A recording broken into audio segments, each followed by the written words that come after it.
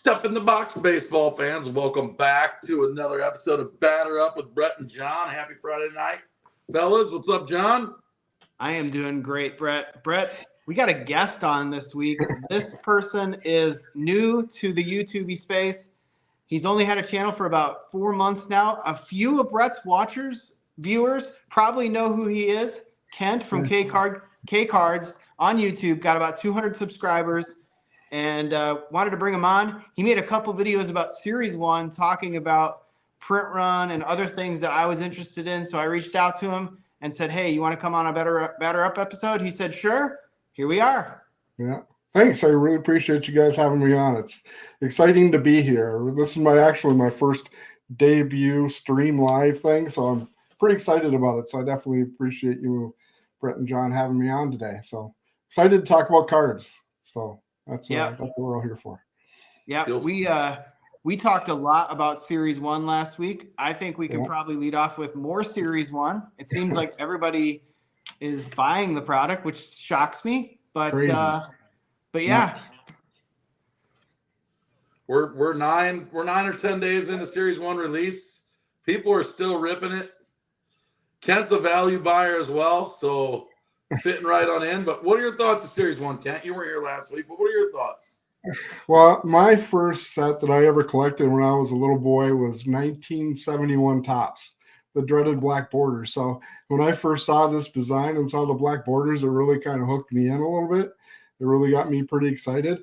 I will say I watched John open a mega box early this week, and he kind of was a little bit disappointed in it. I was a little bit disappointed too when I first started opening it, but I love the product. I mean, I think it's going to look really cool in chrome, especially. But as far as the design of it, I really like the product a lot. Is it its best product the Topps has ever put out? Probably not. I mean, I'm kind of partial to 2018 Topps is probably one of the better sets that I've seen recently. But I think it's really a good product. It's flying off the shelf. There's lots of people out there that are buying it. You can't find it. Like I said, I'm in Targets pretty much every day, and until later on this week, the beginning part of the week, you couldn't find it at all. It was gone. It was a ghost. It's selling really fast, so people seem to be really like it, and so I guess that's all that really matters. So it's been a good product for sure. Yeah, more so on the retail side than on the hobby side, but. And it shocked me because I went to a Meijer today. I had to get an ink cartridge. I said that backstage, and trying to find blister packs at the same time to see if they had any Series 1 blister packs. I swore I wasn't going to buy any Series 1, but I bought a mega box. Sometimes you break your own rules, but they're your rules. You can break them, and that's what makes it fun. But I would buy some blister packs just for fun if I found them freshly stocked. But sadly, I didn't find any. But when I was there, the one thing that struck me as odd is that, like you said, I saw some Series 1, but barely any left. I saw more Series 1 from last year than I saw from this year. This week in Targets. Yep. Exactly. I saw 2 hanger boxes, 3 blasters, and about 6 fat packs. And that's all they had left from 2024 Series 1, which shocked me. I thought this was just stocked because everything else was full and that was empty. Yeah. And so that did surprise me. And that's at Meijer where it's pricier. That was Meijer, pricier, right? Yeah. That's a good point. Yeah, usually $5 premium on blasters and $2 premium on hangers. So I stopped by a Target in Wheeling, Illinois on the way to Chicagoland Sports Card Shop today. And there was 0 Series 1. There were 8 update hanger boxes from last year. And tons of update. That was all the really baseball product there was. Yeah. And people are buying it. I'm excited to open the rest of my hanger case. I was so disappointed last night that my AT&T both cellular service and Wi-Fi were just trash bags, and so I pre-recorded. So I got my first taste of Series 1 last night, and I enjoyed it. I'll do the rest of the hanger cases once I'm done busting some more Chrome 2023. That's a story for later. Well, I saw you open 78 blasters the other night. I ducked out when you were at $500 in buyback, so I don't know where you finished up, but I finished at 560, and that's pretty good buyback. That product's great for the price, but Series 1, I said I wasn't going to buy any either. Like, well, I didn't say I was going to buy any. I said I was going to wait until the price came way down. And when Card Giants had them for $10 a hanger, I was like, I'll get a case of them. Why not? Yeah. Yeah, I sent Brett the link of the hanger case, and I slept on it, and you think long, sometimes you think wrong. And by the time I was like steering towards maybe getting the case, and I was like, okay, fine. And then I looked and it was gone. I was like, go figure. Go figure. Like I said in the backstage, if I spent that much money on a case of cards, my wife would absolutely kill me. I mean, trust me. My wife, we created a card account for me. So basically I have to flip my way to be able to afford that. And I cannot dip into any other money other than the money I've already put in there. Yeah. And if it builds, great. If it goes away, I don't get any more. Yeah. So that's what makes. Yeah, I get so much a week, and so I spend so much of it now. And then I got a card show coming up here in April. We got the Minnesota card show. That's a big one for us. It's a 3-day event thing, so it's a big one. So I got to set a little bit of money aside for that, and then I've got all the vintage cards that I'm selling. So all that money, goes to fund my habit. So one question, kind of off topic. I didn't ask this backstage. Have you ever been to the Sports Card National? Did you go last year? No. I haven't. Is that on your list of things to do, like coming up in the next couple of years? Do you ever think you'll want to make it down for a national? I think they're in Chicago. Not this year. Obviously, this year's Cleveland, but the 3 years after that in a row are Chicago. I will definitely be in Chicago for it. Like, I hope to tie it in with one of my visits, because I've got quite a few accounts in the Chicago or northern Chicago area. So the big old tires are the Bell Tire people. So I've got quite a few accounts there. So I hope to tie it in with a /business/card trip, make it a combo thing, stay for the weekend type of deal. So definitely want to do that. I can't make it to Cleveland. I actually don't think I'm going to make it this year, and I don't think Brett is either. Even though Cleveland's closer to me than you guys, but my son going off to college this coming summer, I just can't justify it.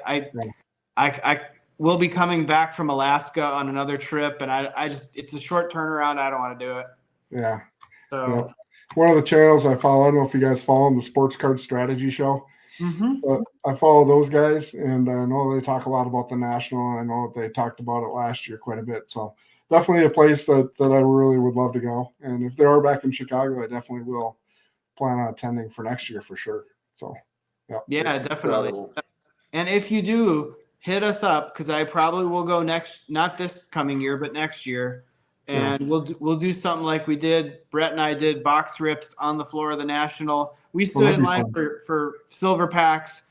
The National silver packs are always fun. Brett went a little overboard. I don't know if you watched some of his content, but he could have made a really good short video of the times that he went through the line and back to the car. It was like, he's like, I got to go drop this off. I think I'm done. And then he comes back and he's like, I just bought a case. I got to go back through the line. You get that little kid in you, you get that little kid coming out in you when you rip packs when you're a little kid. That feeling comes back, man. I tell you what, I got a workout too, man. It's a long walk to the parking garage and back. But hey, in the comment section, Real Card Collector says, KC, is that a Twins shirt? It is a Twins shirt. Yep. Got to rep my Twins. Got a Twins hat on. Yep. I love it. Man, MLB season. It was either this or for you, Brett. I was going to wear my Cubs outfit. I got a Cubs hat, so I was going to wear that, or I've got a Ferrari outfit for Formula One. But I decided to stick with the hometown team today. Nice. Even though I'm really concerned about the fact that we don't have anybody who can pitch the ball this year, which is really concerning. Getting rid of Sonny Gray and Kenta Maeda, really. I don't know what we're doing for pitching this year. Yeah, Twins have had a really weird go of it. They weren't going to re-sign Carlos Correa, right? He was going to sign with other teams, and then somehow he ended up back with the Twins, I think. Well, he signed with the Giants, and then he signed with the Mets, but he didn't pass the physical in either one of them. So that's why I ended up back here, and we paid him, I don't know what, 35 million a year, or 35, 30, 40 million a year, or whatever it is. So that's our payroll. And then they decided to cut payroll coming off the playoffs last year. They decided to cut payroll this year by $25 million. So it's unfortunate, but I think my Brewers, I grew up watching the Brewers, which obviously the Twins and Brewers are kind of like arch rivals in a way, even though they're not in the same conference or the same league. They do play each other, and when they play, it's a tough game, right? Yeah. I think the Brewers are in the same boat this year. I think they're gearing up to bring up some young guys, and I think they're going to bring up Chourio, but they got rid of Corbin Burns. For sure, they'll bring up Chourio. They can't afford to keep him in the minors with how much they're paying him. Oh, exactly. So, I think that would be a terrible idea. They didn't. I'm sending off probably five or six of his rookie cards or Bowman first off to PSA here in the next week. Yeah, I've got a couple 10s that I have sitting in a box, and I'm just waiting. Yeah, I know. I'll keep one and sell the rest. But. His stuff will get hot. And speaking of hot, my friend Chris, I think he graded 25 Jackson Holiday Chrome first cards. 23 of them came back at 10s, and I'm like, oh, how much are those going for? So I got on eBay, and I was shocked to see that his base Chrome first PSA 10s were in that 220 to 250 range on bids. Yep. I was shocked. That's crazy. It is crazy. That's crazy because think about it. Jackson Chourio goes for like $70. Yeah. And 10. I mean, it's like 4x. That's just nuts. Holiday has some massive holiday hype behind him on the hobby. You know, the hype is insane, man. Yeah, and I bet you if he gets called up right out of spring training, that price will go 2x, go 2 times that if he starts, especially if he gets off hot. I mean, he'll be up around $500 for that Bowman Chrome.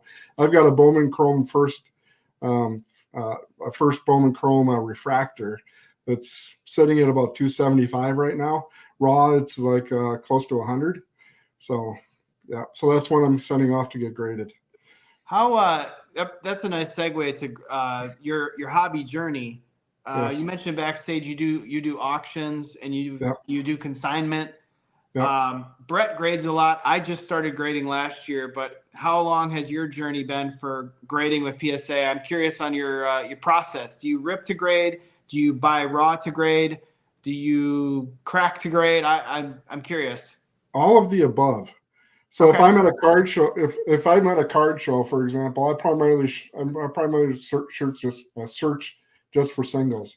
The last card show I was looking at, I was primarily looking for Wyatt Langford and Paul Skeens and those guys. So I was just searching for their singles mostly. So that's what I primarily do there. And then rip to grade. You know, you're not going to make your return on investment. We know that anytime you buy boxes of cards, you're really hard pressed to get return on your investment when you're investing in the box cards. You're hoping to, but I mean, you just do that more for fun. So on the investment side of it, just buying singles, I do a lot of before the playoffs last year, I bought a bunch of Evan Carters. I went on eBay and bought a bunch of Evan Carters for $3.95. I bought like 8 or 9 of them. Then I didn't even take them out of the packages. At the end of the World Series, I turned around and sold every one of them for $15. So, so I just took the little screenshot of eBay that off of what I purchased to turn around and relisted it and sold every one of them. So that's, like I said, I'm not a big, huge investor into it, but if I see an opportunity to make a few bucks, I'm going to take advantage of it. Right now at card shows, I've been buying tons of James Woods and tons of Jackson Holidays, Junior Caminero and Jackson Chourio. I'm buying all those and sending all those off to get graded. So that's primarily what I do at card shows. Those are my investments. So nice. That's where I'm at. Well, I don't want to segue to basketball too early. You mentioned you were a T-Wolves fan as well.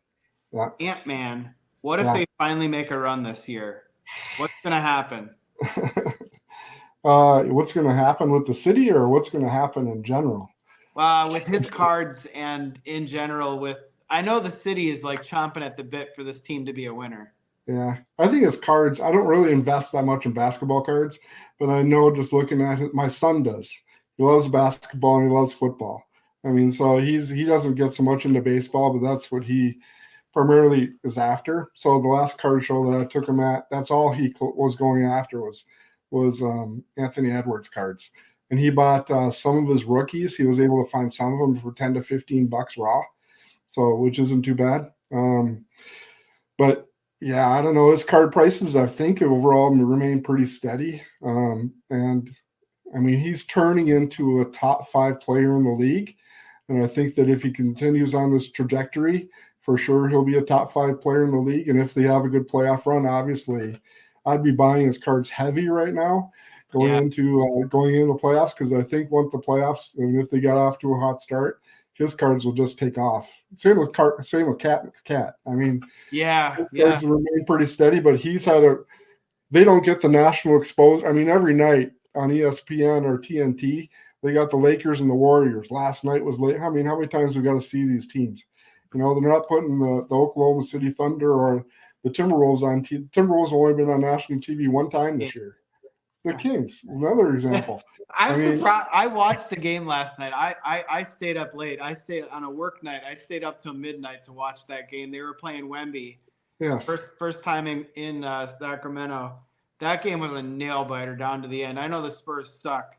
The Kings about gave that game away till De'Aaron Fox went fourth quarter Fox mode in the last 2 minutes and just won the game for them. I mean, it was like, I was like, holy crap. Like, he just single-handedly won them that game.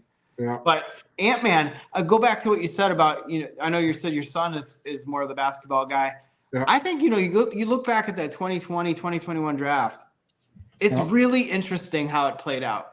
It was all the mellow ball or nobody. Everybody was all mellow ball. And now it's like Ant-Man, Halliburton, Maxey. I'm probably forgetting a guy or two. I'm sure I am. Yeah. But you go and you say like LaMelo who, right? It's sort of like everybody else. And Ant-Man really looks like a very, very good player. Yeah. Like I think if he stays on a competitive team and the T-Wolves are building around him, he's going to be a star, like a superstar. He is. Yeah, they play the Bucks tonight, so that should be a good game. Even though the Bucks have been kind of a mess lately, but yeah, he's pretty incredible. I went to a game, I want to say 2 or 3 weeks ago, and I forget the team that we were playing. It wasn't a very good team. I forget what team it was.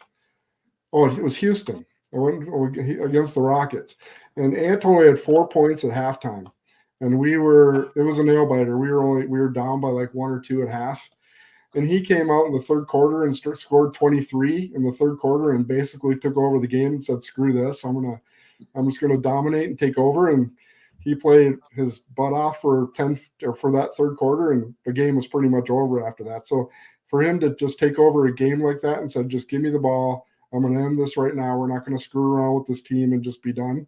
That was it was a pretty cool thing to see someone just take over a game like that. So if he puts his mind to it, and the thing about Ant, and I love watching him play because he's got passion for the game. He works harder than pretty much anybody else that's on the court. And that's one thing I really appreciate watching him play. So anyways, yeah.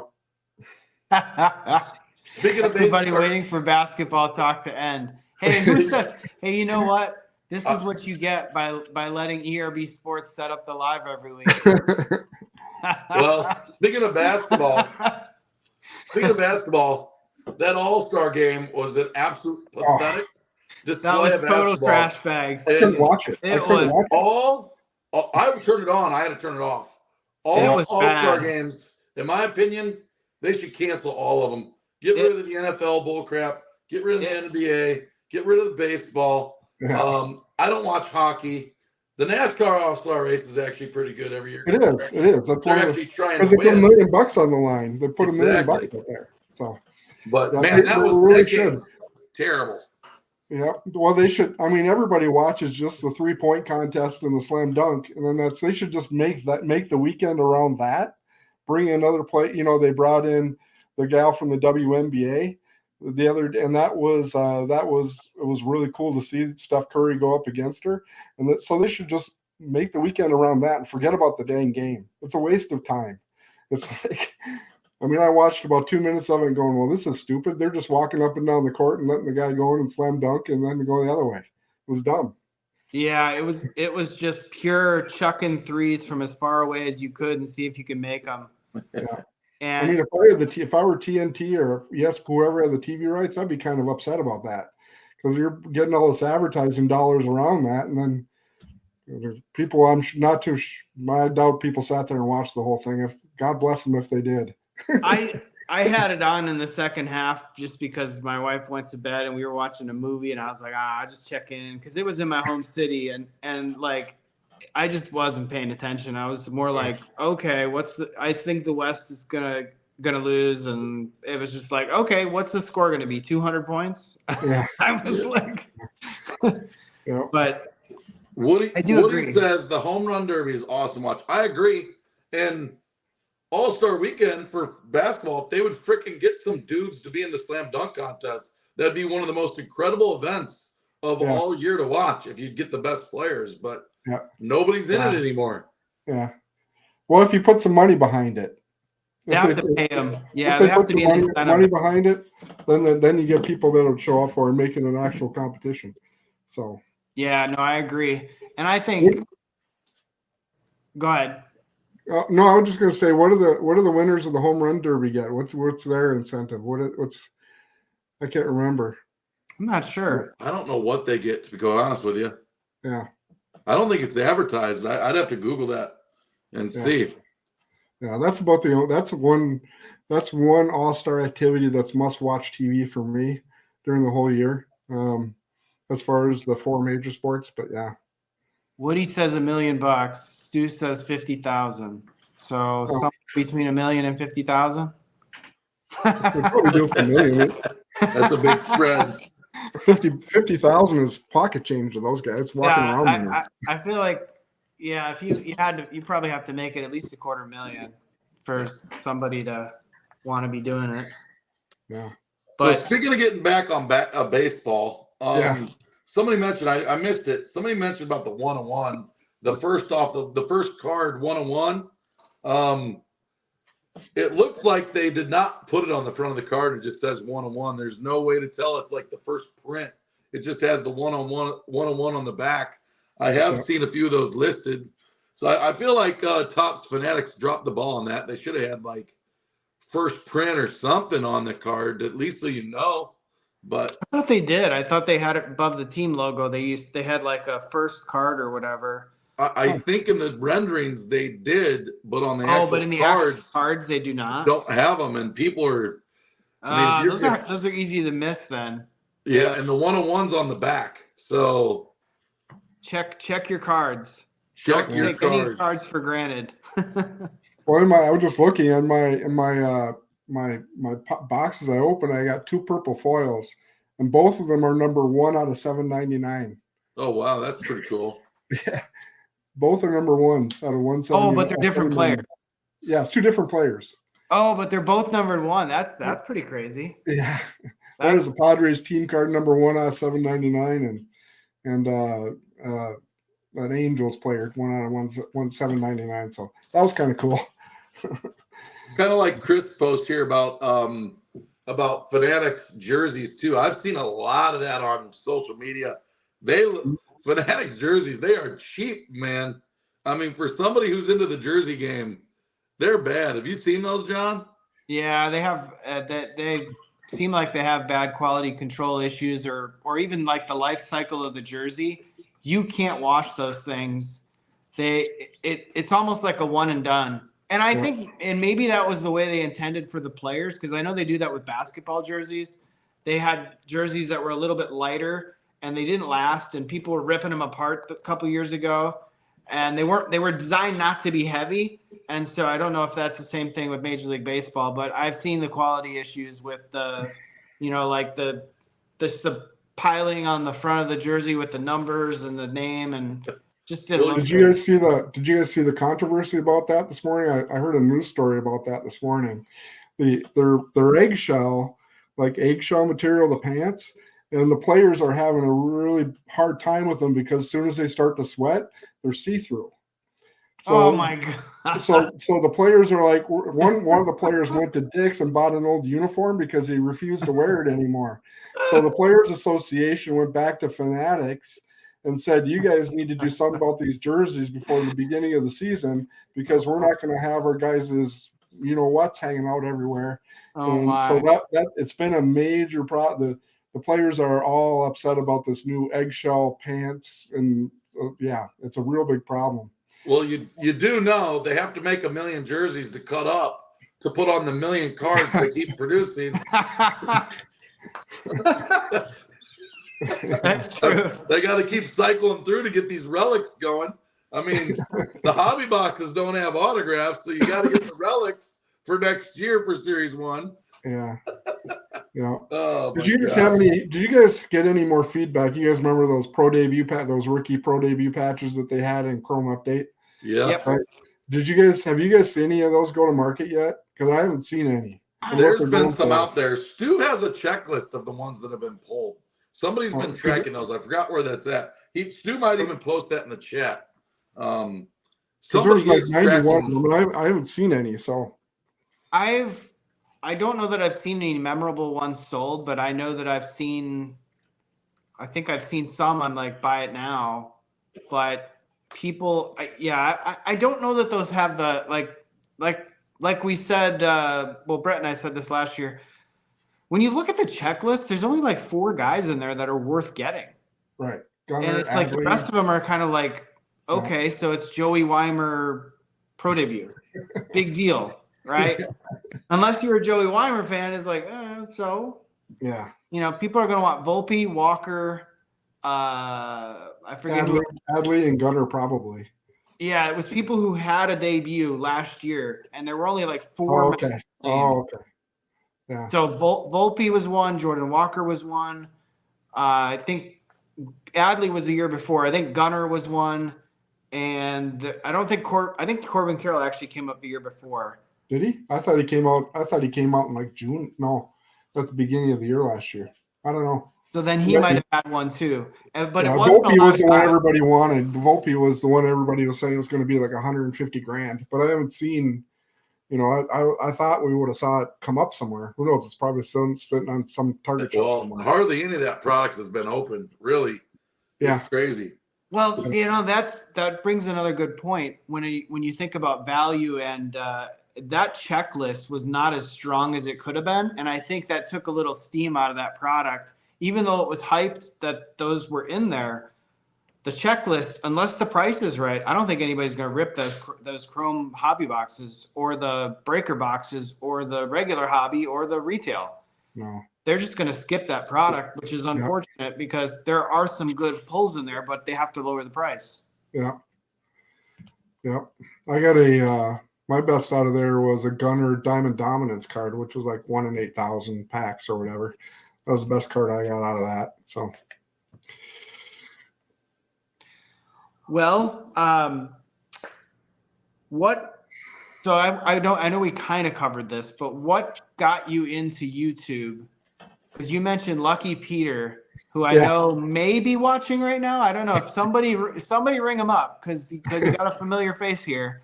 I'm curious, what made you kind of just go for it? Because I think your channel's been around for about 4 months and you have about 200 subscribers, which is par for the course on new channels. Yeah. Well, I didn't decide to go into YouTube for the subscribers or any. I'm interested in that part. I've gotten, as time's gone on, I'm more interested in that, but I didn't do it for that. It was more because, like I said, I'm in the backstage. I sell these vintage cards on consignment. So I've got friends that have collections from when they were kids, from football cards from their late 60s and early 70s, and they have never really known much about how to get rid of them. And I, obviously I've got, some connections through Facebook and whatever. So I offered to do consignment. So I'm helping these guys sell their collections for them. And I thought a good avenue as far as doing auction previews was to do it through YouTube. So I just created the YouTube channel to do vintage card auction previews, and I still do them to this day. If you go to my channel, you'll see vintage cards auction preview stuff. And then I do them usually a day or two before I turn around and sell them on Facebook through Vintage Baseball Cards. So so I do that, and that's primarily the way I got into it. But then, like I mentioned in the backstage, as I was getting into it, I got more into looking into breakers like jabs and striker, and a little bit Lucky Peter, even though he more does personal breaks than anything else. But I saw I got really interested in watching that, and then I started looking at it and going, well, these guys buy product by the cases. I didn't see a lot of channels that were more geared toward the everyday collector. The guy, like I said in the backstage, the guy that only has $50 to $100 to spend a month as far as baseball cards. So, I thought, well, that's kind of me. That's kind of where I'm at. I've only got so much to spend, and I'm always looking for the best value for my dollar when it comes to sports cards, whether that be in vintage, because I still buy some vintage stuff along with new stuff. So I thought that would be a good avenue, maybe a good educational thing that we can kind of go on this journey together and make videos about how to collect on a budget for those people that only have a few bucks to spend during the course of a month. And I've had pretty good response to that, a really good response on that series that I've made. I do, analyze different types of, like you said, the new series 1 stuff, kind of breaking down, this is what the value of a hobby box, this is what you get, this is what you get out of a jumbo. They've gone from 330 cards to 350 cards, and they've done, they've cut the cards in pretty much every product. So, so where's the best value out of that? So anyways, and that's a good response. And, I just enjoy it more or less. And that's basically why I do it. Yeah. So. Yeah, no, I agree. I think starting a channel with a grand vision is sometimes hard. I mean, I know when I started my channel, I just said, if anybody else can do it, I can do it. And so I was really amateur hour at first. The first couple videos, they're still up on my channel. They were really bad. Well, mine are really bad. And I've only been doing it for 3 or 4 months. So mine are still really bad to this day. I'm terrible at editing. I watch you guys, and you got the really cool intro, John, and I don't have an intro. I've got to figure that part out and everything else. Yeah. How did you get to 8,000, Brett? How did you get to 8,000 subscribers? Just grinding and opening a lot of product, man. A lot of product. Yep. Yeah, Brett opens a lot, and I think opens a lot live.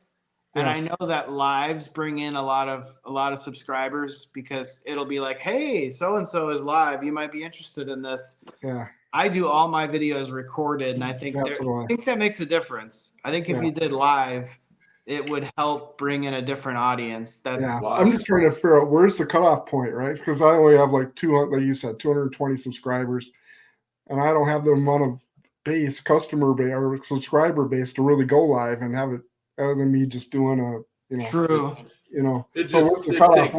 What point do you get to where you can start doing live videos like that?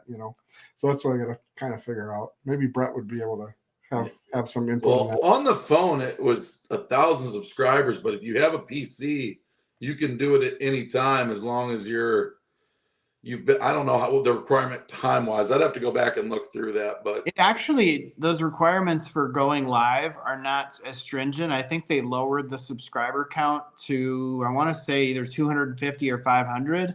I think it's 500. Because I'm able to go live if I wanted to. I just don't like to go live, because a lot of times I don't have a ton of product to open, so the video might be pretty short.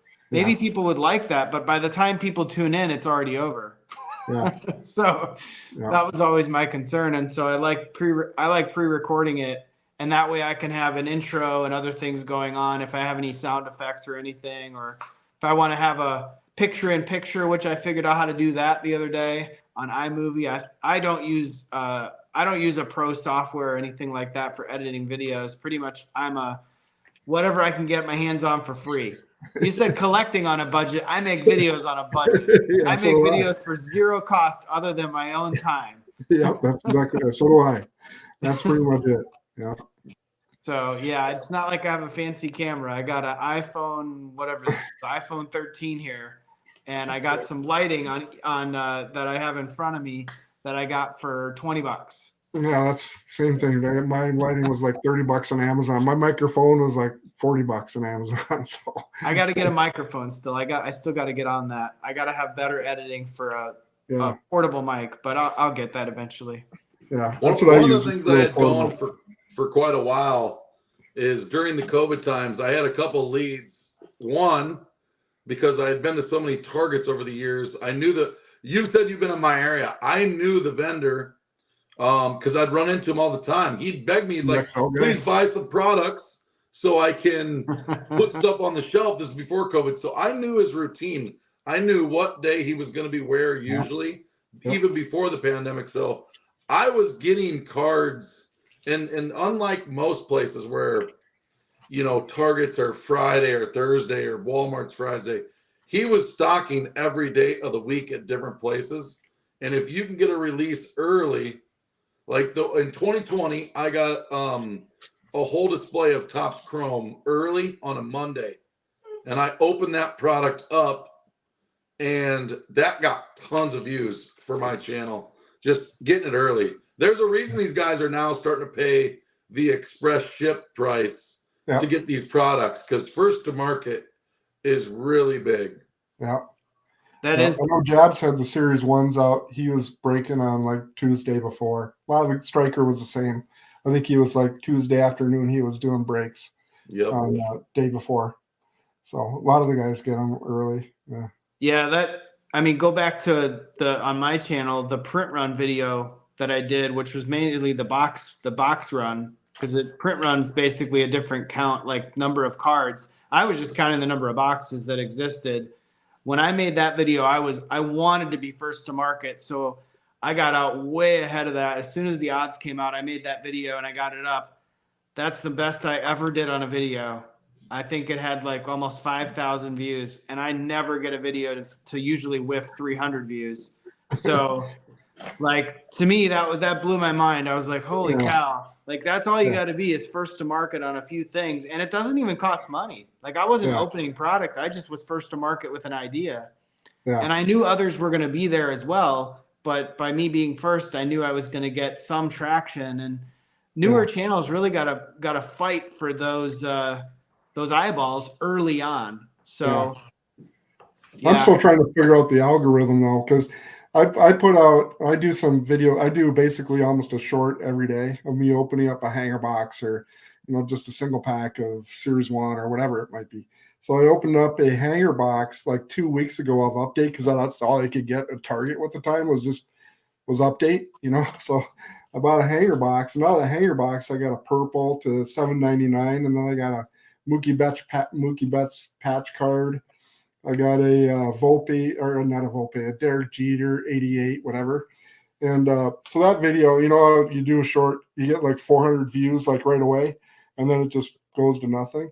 Mm-hmm. Well, today, for some reason, that video, this was 2 weeks ago, for some reason, that video today had over 3,000 views out of nowhere. Wow. And I'm going, why did that happen? They got me like 3 or 4 subscribers today. I'm like, well, I don't know what, you never know what, you know, I'm going, what happened in the algorithm to have that video take off? So, yeah. It is weird. I will say, when I look at like the metrics behind the scenes, and I don't look at, I haven't really checked out anybody else's, but you can see how people are finding your content. And a lot of, I don't know, I'm sure your channel might be like that because it's fairly new. A lot of mine are not suggested videos. It's people searching for a topic and they find my videos. So that tells me the algorithm does nothing. It's people finding that topic, and then YouTube, whether they suggest it or not to others. Sometimes they suggest the videos and I get a poor click-through rate, and you know, it is what it is. I'm still learning. Yep. Nobody's perfect, but yeah, I never give up. Yeah. Yep. We went way off topic from Series 1 to. Yeah, I know. But you know, we got a guest on. It's a new channel. I wanted to pick your brain about that kind of. No, I appreciate that process. I appreciate that. But speaking of value, buyback is ending soon, and I love value too. And I got an email from Chicagoland Sports Shop in Buffalo Grove, and they dropped their prices of blaster box of 23 chrome to $25 a piece. Seriously? And I had 600 in buyback, so I drove over there, traded that in, paid another 400 cash, and got a sealed case. And I opened it in the store today. I didn't want to bring it home. I was like, screw it, I'm going to open this in the store so I can spend it again.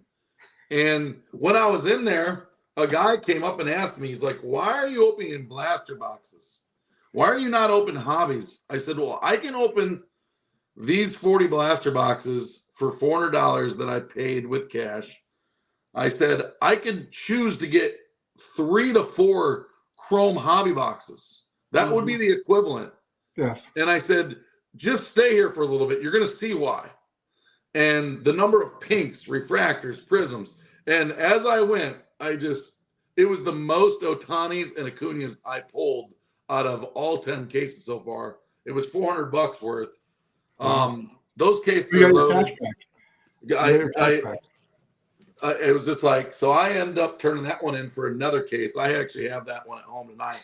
But I pulled a Riley Green autograph, pulled a Riley Green negative refractor.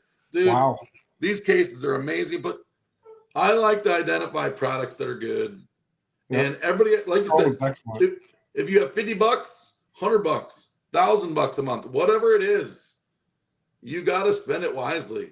Yep. And I love this 23 chrome for the buyback. My buddy Brad at Underground Case Breaks, he says he thinks that not only is baseball going to have buyback next year, so are the other sports.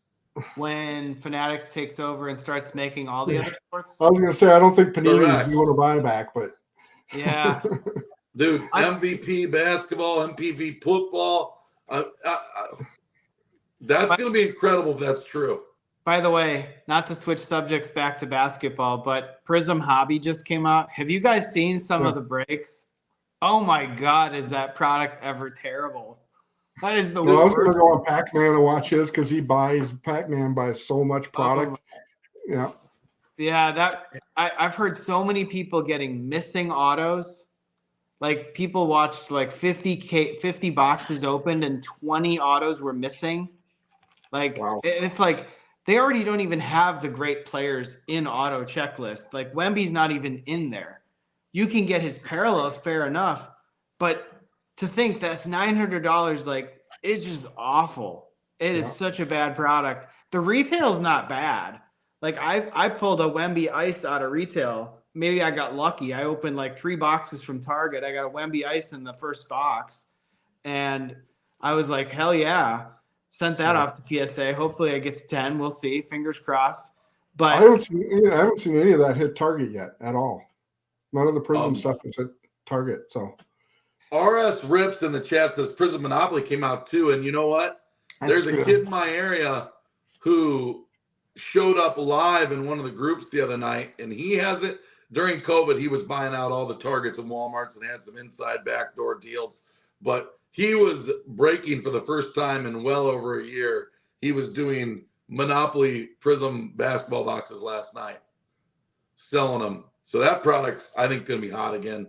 That product seems very hit or miss. When I look at the rips I've seen so far, you can get some really good cards, and it's only a 90-card checklist, but the collation is weird.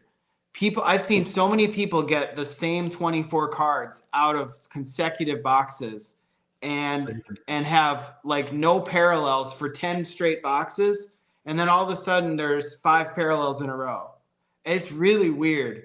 But 90-card checklist, that usually is pretty tempting. I mean, that's what drew us to Logo Fractor back in the day, Brett, when it was 110 cards chrome checklist instead of 220. It was like, wow, this is all stars. Like that's what the Prism Monopoly reminds me of. It's mainly like a Logo Fractor type short checklist, only the good players. But I don't think you can pull autos or anything like that out of there. It's basically just parallels. But it looks like a fun product. I got a couple blasters sitting on the shelf. I will probably open them. If I see them, I'll definitely pick them up. Like I said, I haven't seen any at Target. Maybe I just missed them, but yeah. I looked at some. Say that again. What else do you want to cover? I looked at some upcoming Topps releases, and not much coming up really. I saw on 313 Signature Series is coming out, and I have never been in on that product ever. No. I just don't like that product. And then May 8th is Bowman, and I thought it was the end of April. That's what I'm waiting for. Just Bowman. That's one of my favorite sets of the year is the Bowman set in April. I was looking on Beckett, and it said May 8th for that one this year. Okay. Unless Beckett is just wrong. I like looking at Beckett. Yeah, they're right. So that's the upcoming. In I thought it was like 423, but yeah, if Beckett says it's 5.8, then it's got to be 5.8. I mean, I know Fanatics has kind of pushed back some releases, like pushed back Stadium Club till January last year. So maybe I don't know. Yeah, I thought, but that's one of my favorite releases of the year is that Bowman. I mean, I buy a lot of that. I'll be buying a lot of that for sure. One other thing that's coming up is the Industry Summit, which is basically they've locked that thing down. Fanatics has locked that thing down to where only their accounts are now invited, and they are limited to one per guest this year. So they have really locked that down. They got some pretty incredible players that are coming. I saw a list tonight, and Ron Acuna Jr. was on there for sure. There were some other people, some big names, but that's in Vegas. I would love to go to that, but you got to know somebody there to get in, and those accounts are hard to get. Brett, that train of thought prompted me to remember something I was going to bring up tonight. Pete Crow Armstrong is in the big leagues now. I was listening to the Sports Card Nonsense podcast yesterday. They were talking about, I think they did something in Arizona. I don't think it was. Uh-oh. John get dropped here, or is it me? Not me. He's frozen. There he is, kind of. Oh, there was that me? My thing went spinny ball for like a fraction of a second. There you go. You're back. Restart that phrase. Okay. Talking about Pete Crow Armstrong, talking about the time at I think it was like a Topps thing or something like that in Arizona spring training. They had Pete Crow Armstrong there signing, right? How many autographs do you think they had Pete Crow Armstrong signing? Now, if you listen to the podcast, you already know the answer. But talk about hand cramps and carpal tunnel. It was like Jerry from Seinfeld when he's signing all those checks from the Japanese whatever thing. And anyway, I'll let you guess. I didn't see it, but I was going to say 5,000. You're pretty close. Yeah, 4,800. Wow. Can you imagine? You got 4,800 autographs to sign? Wow. I forgot what wrestler I was watching, but he was signing at one of the things. And, man, they go through a lot of stuff, and they go through it quick. There's a reason that these autographs are not nice and neat anymore because they are pumping through them. And what I want to know is how much per autograph are some of these guys getting? I know they're on tier levels. Yes. Because some guys get a few bucks in autographs, some guys get more. You know, like Trout's getting a pretty good, and Ohtani, I'm sure. Yeah. But so I looked at those guys signing in Bowman, and they're signing 20,000 autographs at $2 a piece. Even some of the old guys. So I looked at the, like I said, or in the backstage, we got the Minnesota Sports Card Show coming up here in April, and we've got all kinds of guys flying in for that show, and I forget who it was. Pete Rose, he was like 149 for just a flat, for just a pitcher, and once 189 for a bat. And yeah, so I'm like, that's crazy. Even like Ric Flair, the wrestler, he was like 109 just for a pitcher. Then if you wanted to do a photo with him, it was like 149, and it's crazy. I mean, I can't see people spending it. Mike Tyson was like 169 for just a basic flat. So yeah, it's crazy. I'm curious how much guys like Pete Crow Armstrong or guys that are new to the big leagues, how much they're getting. It can't be a ton. It got to be maybe what, like $15-20 an autograph. Yeah, it can't be much. I don't it can't even be know. much. So I don't know that they could demand a price, but I mean, they're getting a decent chunk of change, even if they're getting $10 an autograph, but they got to sign almost 5,000 of them, which is nuts. Now hold it here. Now, if you have if Major League Baseball has a contract with the players, so for the Players Association, aren't they limited to who they can sign for active players? Can't they only sign Fanatics products for like Jackson Choury for active MLB players? Yeah, that's probably right. Yeah. The other thing somebody mentioned in the chat, tomorrow is a Topps Rip party. Yeah. Yep. I guess any of your local hobby shops participating in that? Real Sports Cards is. Chicagoland is too, for sure. I was in there tonight. They said they were. Yeah. I think he goes, bring your buyback back. Come get another case tomorrow. I don't know. I might have to mosey on down to my LCS tomorrow. I might have some time to do that in the evening if I can get around to it. But yeah, we have Indy Card Exchange near me. It's maybe 15, 20 minutes away. Yeah, I won't be able to make it tomorrow at all. I wish I could, but yeah. I don't know how to rip anything. I'm just curious how busy it'll be. Yeah. Yeah. Well, Real Sports Cards, my local shop that I go to, they do a really good job of promoting their events for the buyback. When they had the MVP, when they announced the MVP, I went in there for the MVP thing, and I had my Otanis and my Acuñas in my hand, ready for them to announce the MVP, because they weren't doing the buyback until then. The card shop was just packed full of people. It was just hundreds of people in there. So, yeah. So. Yeah, some are even having special guests. I saw that Robert Kraft is going to be at one in Florida. Really? Yeah, Stu was telling me about that. Insert your jokes here. Yeah, I was just thinking in my head. I had all kinds of stuff going on in the back of my head there. I'm like, that is. But we're trying to keep a PG on the.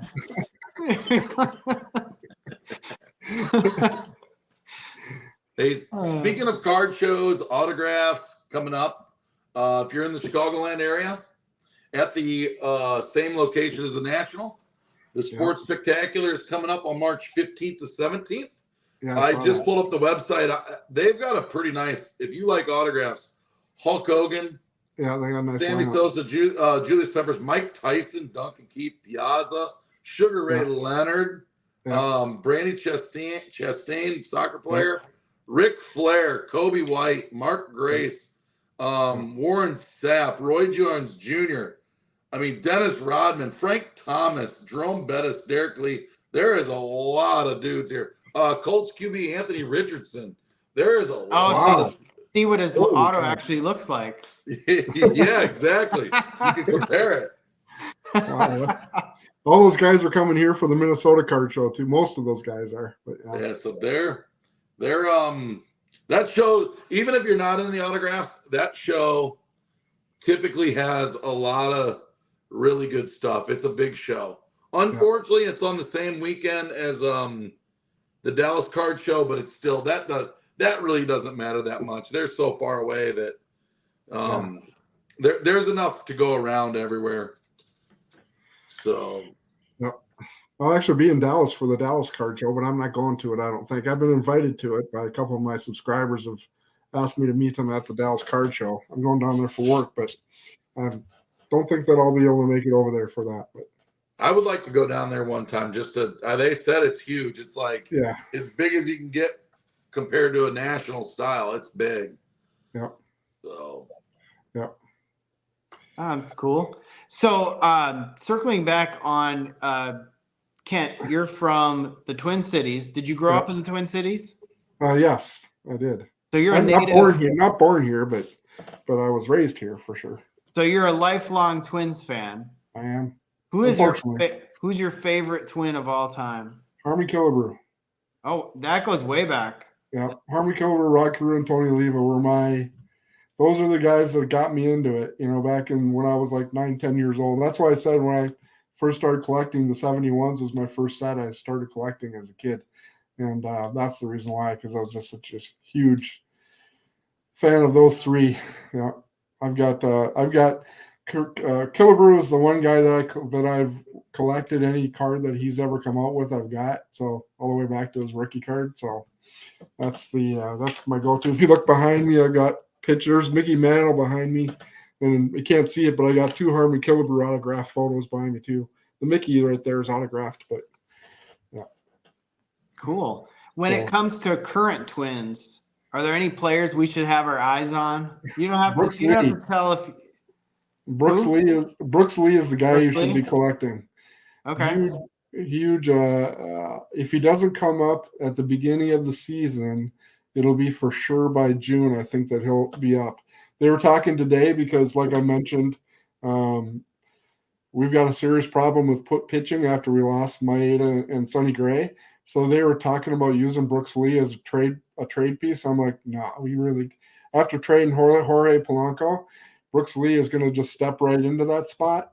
So they'll move Julian over to first base and put Brooks Lee at second. So he's the guy that I would definitely be collecting right now. If you want a Twins that you can buy cheap right now and turn around and get them graded and make some good money on him, he's a guy that you want to look at for sure.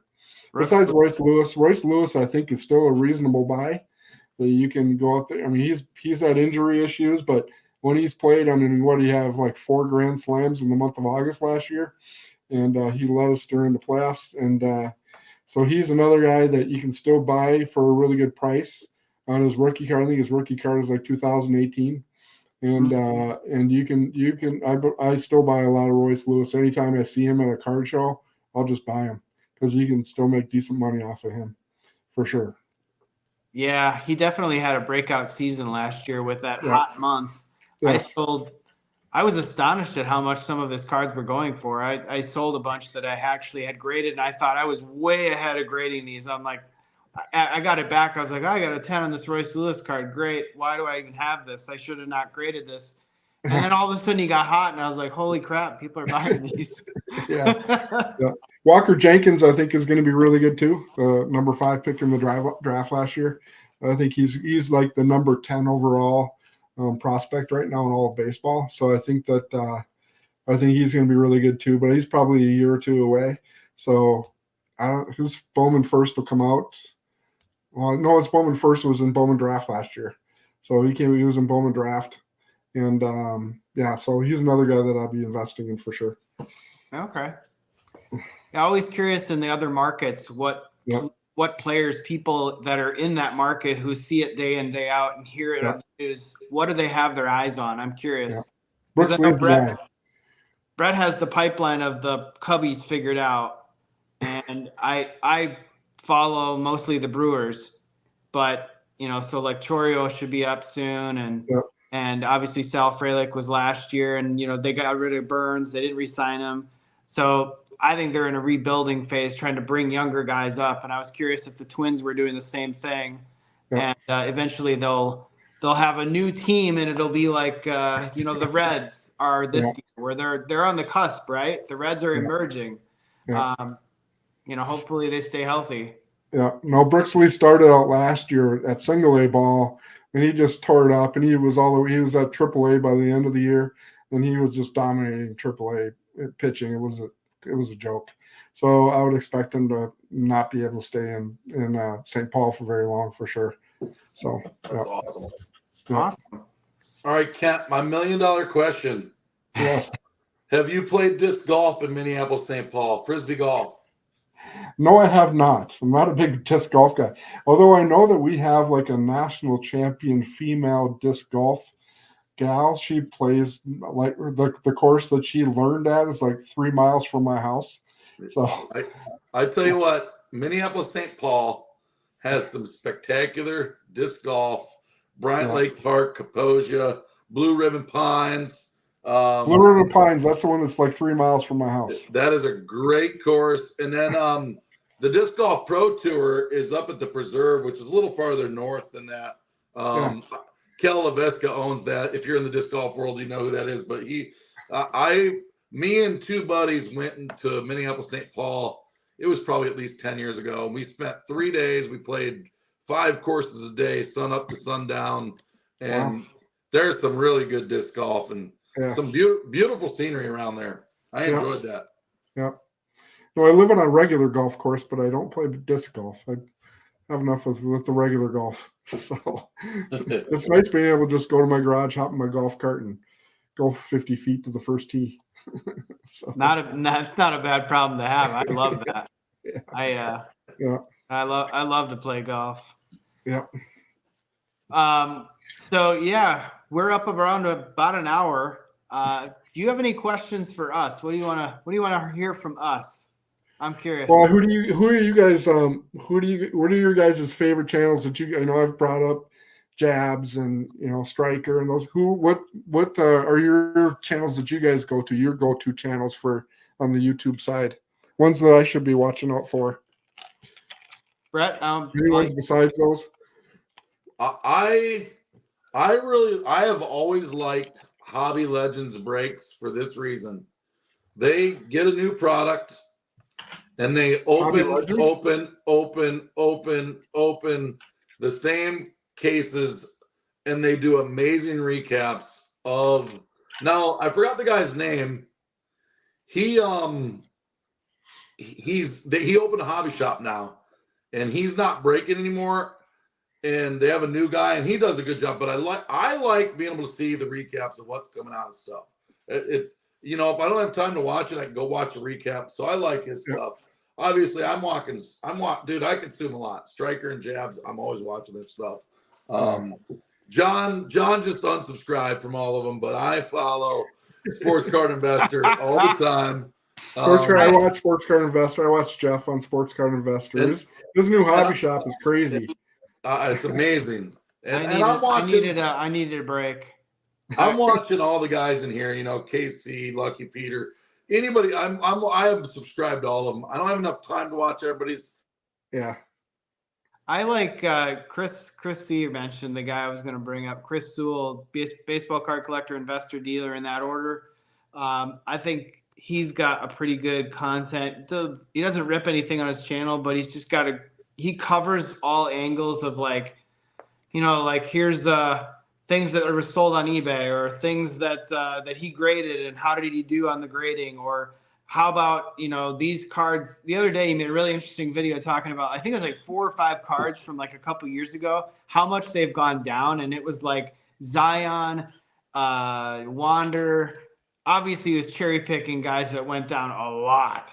But it is amazing how much people were paying for some of those cards back then. Like the Wander Bowman Chrome Auto in a BGS 9 was like $4,000, and now it's like $100. Yeah, it's crazy. It's insane. It's like whoa. That's so right. I've liked watching Jazz, but like I mentioned during the backstage, his girlfriend and the Jose Canseco thing kind of steered me away a little bit. His knowledge when you're going through and watching him break, I mean, he knows a lot about a lot of players. And I'm like, where does he get it? He knows a lot about, their backstory and, what their current status is, if they're injured or coming back from, even on the obscure rookie card. So from a knowledge standpoint, just watching him, he's actually a pretty decent guy to watch. But, Striker's also pretty good. Striker's probably my favorite guy to watch.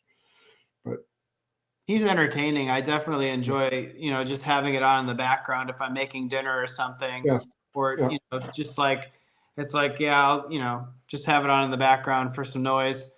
Not saying it's noise, but, you get the point. But yeah, I like smaller channels as well. Some channels that, you found me, so I'm about as small as it gets. Yeah. I did a search one day for like Series 1 print run, other videos besides mine, and yours came up, and I was like, wow, some good thoughts there. So it prompted me to reach out.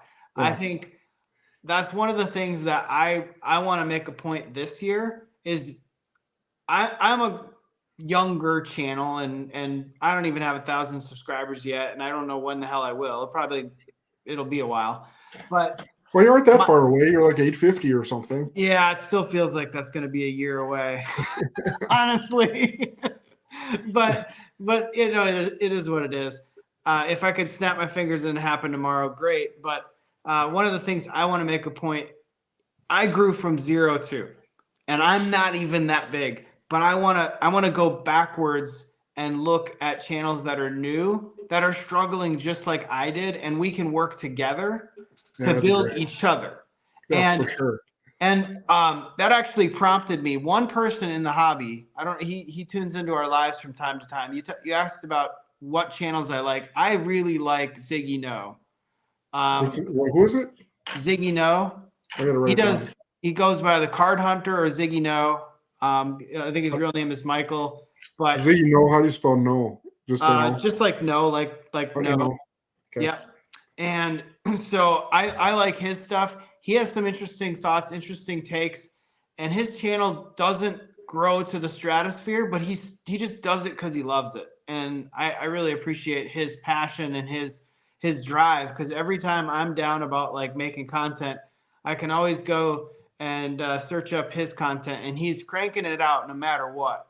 And he and I promised each other on ID that we would do a live together on his channel or my channel, but we haven't made that happen. So we will make that happen. And then one more channel, I got to meet this person in person, Filmington, at the National 2 years ago. I like his content as well. And there's a couple other friends of his that I met at that same time. And there are smaller channels, like these are all like less than 10,000 subscribers. Peds. Yeah. Can't forget Peds. How did I forget Peds? Who's Peds? Should I never heard rip of that off one. my shirt? Oh. Yeah. So and in KC, RS Rips. I mean, I go down the list. You guys are all at Filmington. He's here. Yeah. He remembers. Now, Filmington, in the chat, remind the audience, what was the first thing I ever said to you? I want to see how good your memory is. There was a very unique way of introducing myself. I will not let dead air. We'll see if he remembers it. But I like those. I want to spend more time on the smaller channels, trying to build the smaller channels up. Just like I've come a long way. I've learned a lot. And I think we need to do that as a community, because the hobby has a lot of inertia to it. And the bigger channels, as great as they are, as well produced as they are, there's such a huge voice. Yes. And sometimes that voice dominates the airwaves. And I think that's unfortunate.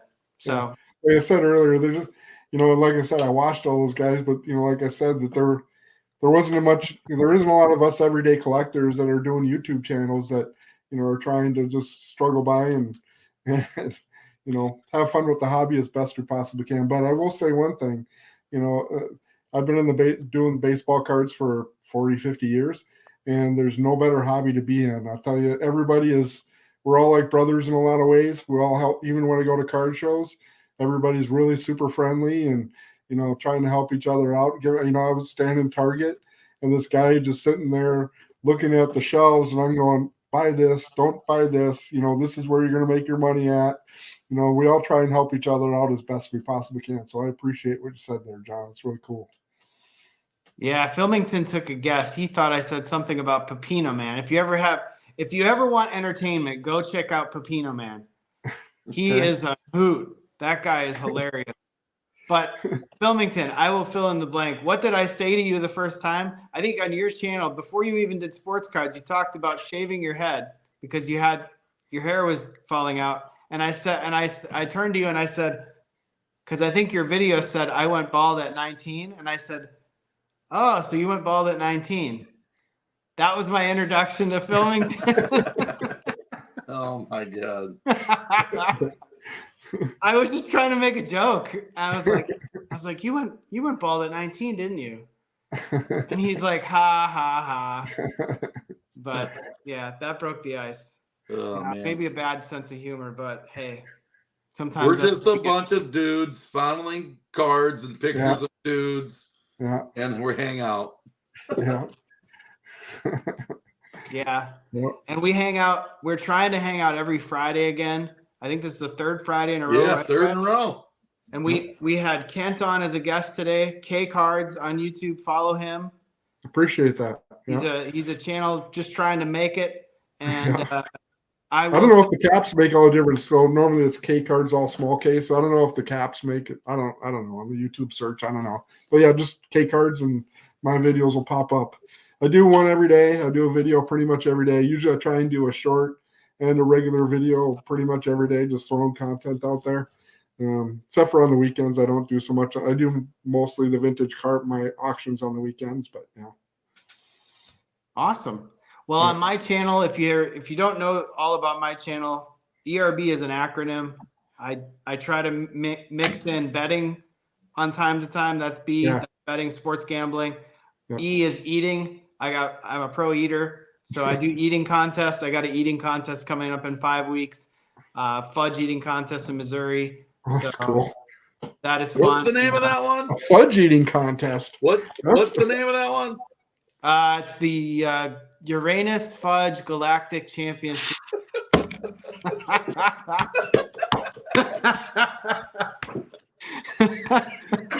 That is great. Sorry about that. It's okay. I did swallow. Brett knew what the answer was. That's why he asked. Brett timed that out perfectly. He did. He wanted you to spit the water out of your mouth. Ooh, boy. Oh god. Coke Zero went down the wrong way. We gotta tune into that one. I'm gonna go live there because I'll have some family with me. So I'm gonna try and do a live video of the contest. I know all the eaters in the contest. It's gonna be tough at the top, but I expect to finish mid-pack, and I'm gonna have fun.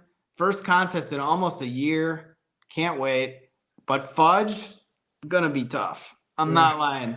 That's a little. I gotta practice. I've never sped a fudge before. I've got ideas, but I don't know.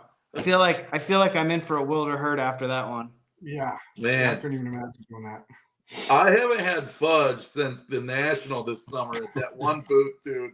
That stuff was so good. Oh, that's right. You remember that? You bought the fudge at the National, yeah. Dude, that was so good too. I got home, I'm like, this is amazing. I should have bought more of this. Oh man. My goodness, that was great, man. That was a fun night. Thanks for coming on, Kent. Really appreciate it. I appreciate you guys having me on. I can't tell you how much I appreciate it. So it was a great time. I had a wonderful time. It's been fun. Been a good time. So thanks. I appreciate it. Awesome. Well, thank you again. Thank you, Brett, for another great episode. Brett, wrap it up. All right. Thanks for coming in, crew. Till next time. Peace. All right. Have a great weekend, everybody. Thanks, guys. Be safe.